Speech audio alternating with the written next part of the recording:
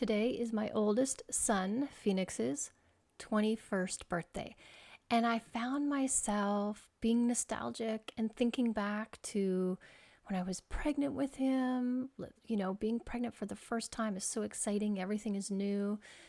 And then being a mom for the first time and how crazy and exciting that is. I remember thinking, oh, I can never stay home for 5 years. Oh my gosh, I gotta go back to work right away. Like that sounds like not something I can do. And I remember staying up all night, how hard that was, like how hard it is in the beginning. And I remember the moment he was born and just that feeling of euphoria, just that unconditional love. And I remember the moment where it was hard when he wasn't sleeping through the night, and the thought that I realized it was a thought that made it hard, and I changed my thought, and that was a game changer for me. And then I remember my mom helping me and him growing into this little personality, just so adorable. And then Santos came along, and Phoenix didn't like that much at first, but now they're best friends. They do everything together.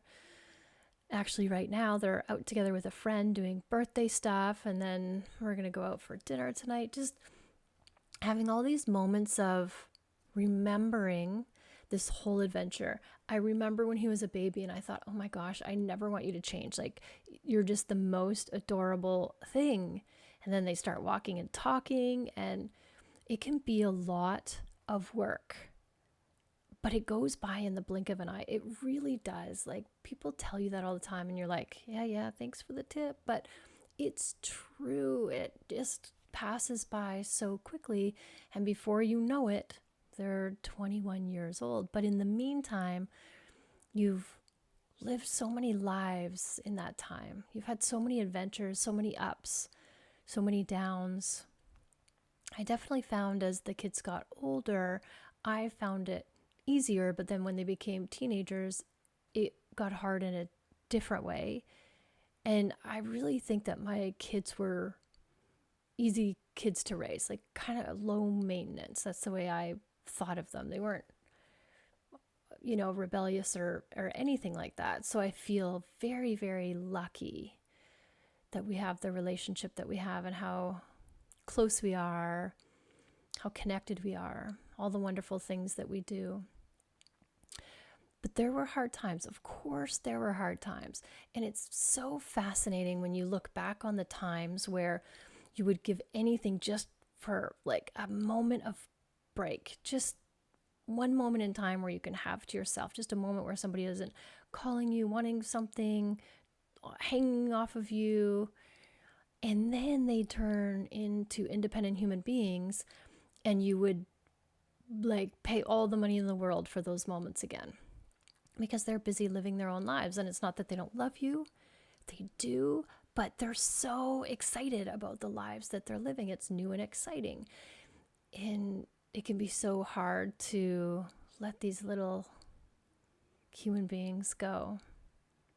But that's our job, is to raise them to not need us. That's kind of like the oxymoron or the dichotomy of being a parent, is the letting go part. And when I'm thinking about it, kind of all the aspects of life, there's always a celebration when you turn a certain age, or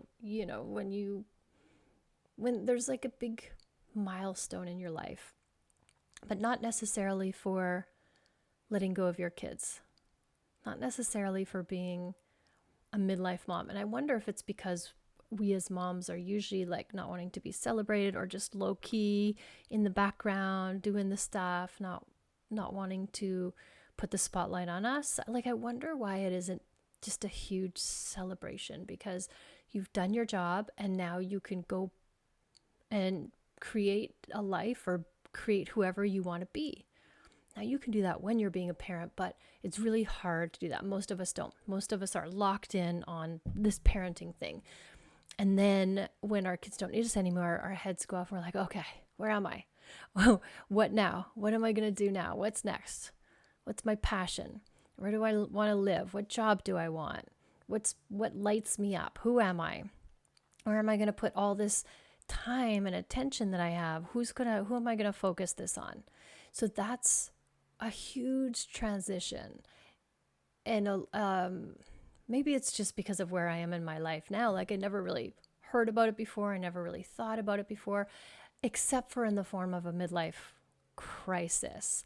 And I'm of the belief that it doesn't have to be a crisis. It could be like a midlife celebration, a midlife rebirth, a midlife adventure. Like, I'm all about the eat, pray, love midlife adventures. What's possible for us now?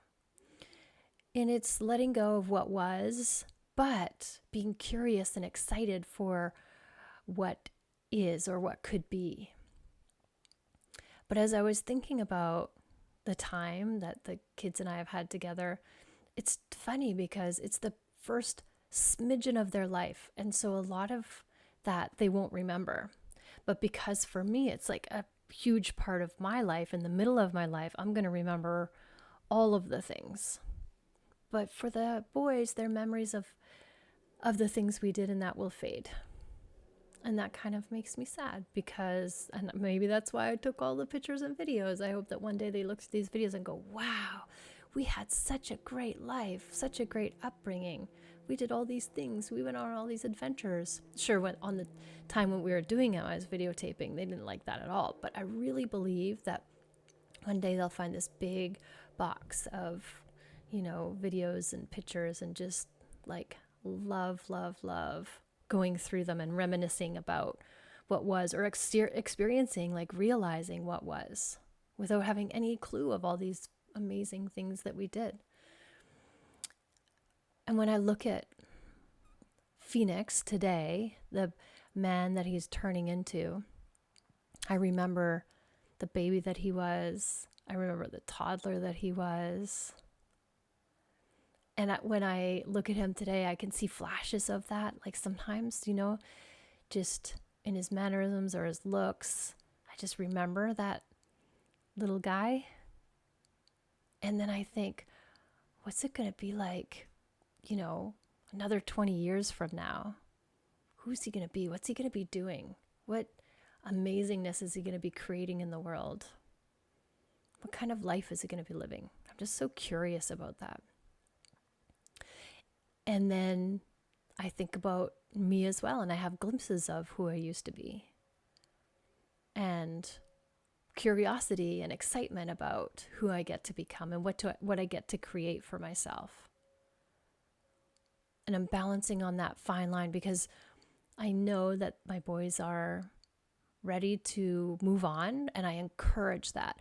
But my heart wants to hold on to them for as long as possible. So I will remain a rock. I will stay in place. I will be the anchor until they decide that they're ready to move on. And then, and only then, will I do the same. But I don't want to do it early. I don't want to be the first one to go, because it'll never be like this again. No matter what happens, it'll never be like the three of us against the world again, because they'll go on, they'll create their families and have all these adventures. And so I want to hold on to every last drop of what is right now. And for that reason, I will stay, as long as the last one is here, staying, waiting, deciding, trying to figure it out. And I'll enjoy that time until they do decide, whether it happens tomorrow or whether it happens in a year. I'm going to soak in every moment of it. And so for today's podcast, I just wanted to encourage you to really cherish those memories, cherish the moments of right now, because if you haven't gone through this, you will be going through this. And just find a place in your heart, like just enjoy the reminiscing, enjoy the calling up those memories, the good times, the hard times. When I was thinking about this podcast, I went for a walk, and on my way back, there was this family that was out for a walk bike ride. So they had super young kids, and the mom was a little further ahead with the older one riding a scooter, and the dad had the youngest one, like maybe 2 or 3, like really young. And he had one of those balance bikes without pedals. And I guess he decided he didn't want to ride it anymore. And so the dad had him on his shoulders and he was carrying the bike. And as I walked by, and they were slowly getting further and further behind the mom and the older child. And as I walked by the dad and the little boy, I could hear the boy saying, I don't want to ride my bike. And the dad saying, like making the wheels spin and going, brum, brum, look at how fun. This could be a lot of fun. And I just thought, oh my gosh, this is a great dad moment, because he wasn't upset. He was just in the moment, supporting his son and just trying to encourage him to make it sound exciting, like just not getting upset in any way, shape, or form. And he had all the time in the world to make it from here to there. Even as the rest of the family got further ahead of him, it didn't matter. And I thought, what a great dad moment you're having here. And I wonder if he knew what a great moment he was having. Like, here I am having this experience with him, and it's just another day for him. But the patience that he showed, the kindness, the love, like what a powerful gift that he's giving his son, just to be so kind and gentle. It just melted my heart. And I remember seeing that and flashing back to a memory of Phoenix. I took him I was going for a run. I like to run. And I put Santos in the stroller because he was so young. And Phoenix had his little pedal bike with the wheels on it. And we got like maybe 5-10 minutes out, and then he didn't want to ride his bike anymore. But I had brought a rope, and so the rope was attached to his bike. So when I was running, the rope would pull his bike, and I'm like, this is genius. This is such a great idea. And then wouldn't you know it, he wasn't steering and he fell over sideways, and it turned into a mess. And so I ended up carrying everything and everybody back home. And that's what flashed back in that moment, is because now that I look back on it, it was a hilarious experience. In the moment, not so hilarious, because I'm like, how am I going to get back now? What am I going to do with all this stuff? But it's just moments like that that are so beautiful. And I just wanted to share that with you, like just looking back on how far we've come and all the experiences. And that's just those little moments is what makes us who we are, and makes our life so wonderful and valuable, are just all these moments added up together. And that's all I wanted to share today. Just, can you see those moments? Can you find those moments when you're having a hard time, or think back on the moments that now that they're past, how they've made you who you are, or shaped your family or your child in some way, shape, or form. Anyway, that's just a little share, just random thoughts from my brain on my son's 21st birthday. Thank you for listening. Always, always, always love yourself first, and have an amazing day.